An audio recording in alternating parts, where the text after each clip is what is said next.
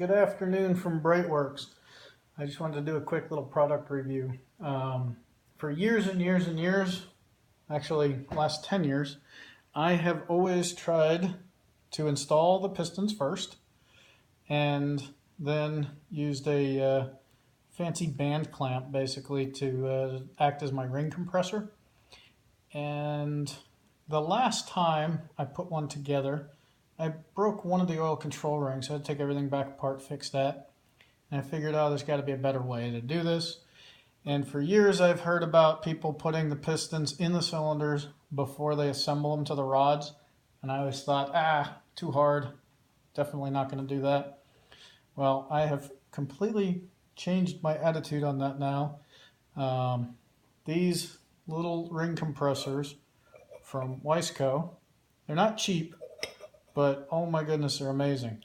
Although you do need one for each size. So fortunately, a lot of the Porsche stuff's pretty standard.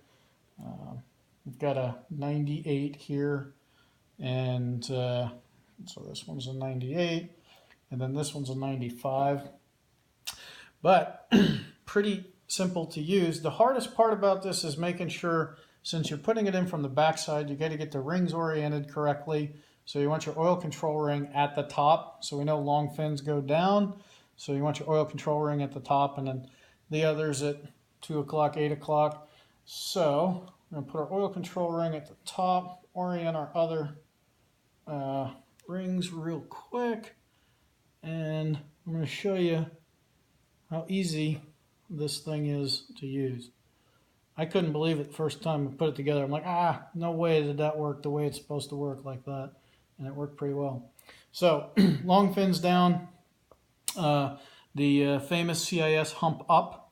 So we're going to flip this guy over, and we're going to drop him right in to this cone-shaped ring compressor. And we'll squeeze the rings, wiggle it around a little bit. Okay, now we're in.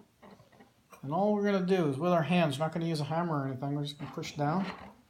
And we're looking for, okay, so now we've got the piston, the top of the piston inside the cylinder. So all we're going to do is just keep pushing. And